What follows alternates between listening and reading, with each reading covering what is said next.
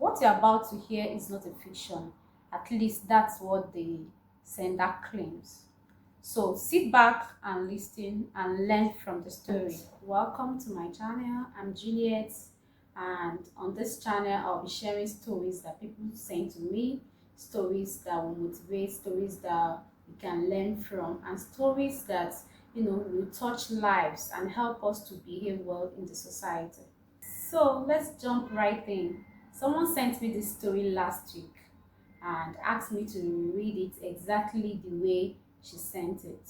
So here is the story exactly as they wrote it. I don't usually send strangers my personal experiences, but what happened last Friday still gives me goosebumps. I just want people to hear it because it might save someone's life. Hmm. I was coming back from work late, around 10 p.m., and there were no buses, so I flagged down a taxi. The driver looked normal, maybe in his mid 40s, and there was already a young woman sitting in the back seat. I felt safer, thinking, at least I'm not alone. 5 minutes into the ride, the driver missed the turn I told him to take. Ah, Oga, you've passed my street, I said. He smiled, almost too politely, and said, don't worry, I'll turn ahead. But he didn't turn. Instead, he speeded up. The woman sitting beside him suddenly looked at me. Her eyes were wide, like she was trying to say something but couldn't. That was when my heart started racing.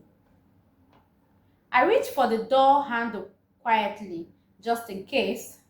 Then I noticed something chilling. There was no handle on the inside. The door had been stripped. I checked the other side, same thing. The driver locked the doors with a click. Why are you locking the doors? I asked, trying to sound calm. No need to panic, he said, still smiling. We are just taking a shortcut. The shortcut was a dark road I had never seen in my life. No houses, no lights, just bush on both sides. I decided to act. I pulled out my phone and pretended to make a call. Hello? Yes, I'm in the taxi now. Number plates KTU 314. Yes, police station, right? Okay, I'm sending my location now. The driver stiffened. The woman beside me finally whispered, they do this every Friday night. Don't let them take you past the bridge. My blood ran cold. Damn, that meant there were more people waiting ahead. I started banging on the window and shouting, help, thief, kidnapper, hoping anyone would hear. The driver paused and tried to grab my phone. I beat his hand hard. He swerved the car violently, trying to scare me. Just then, a motorcycle with two men came out of nowhere, shining their lights. I thought they were with him, but they stopped in front of the car, blocking the road. What did they happen here? One of them shouted. That was my chance. I climbed over the front seat and kicked at the door until the lock broke. I rolled out of the moving car, scraped my arm badly, but I didn't care. I just ran. The bikeman tried to chase the taxi, but it sped off into the night. The young woman inside didn't jump, and I still don't know what happened to her. When I got home shaking, I told my family. They didn't believe me at first. But later that night, someone else posted online about a missing girl who entered a taxi in the same area. I don't know if it was her. I may never know. But please, anyone listening, never enter a taxi late at night when you are alone. Check the doors before you sit.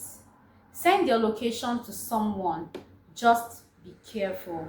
That night, I realized something. Danger doesn't always wear an angry face. Sometimes it smiles politely and says, don't worry, it's just a shortcut. That's the story exactly as it was sent to me. What do you think about this story? out there, everyone needs to be very, very careful. This story was sent to me by someone last week, and reading it out to the public now so that everyone would be very careful. If you have stories like this, don't forget to message me on Instagram or to send me an email so that I can put it out to the public. Don't worry, your name will be withheld.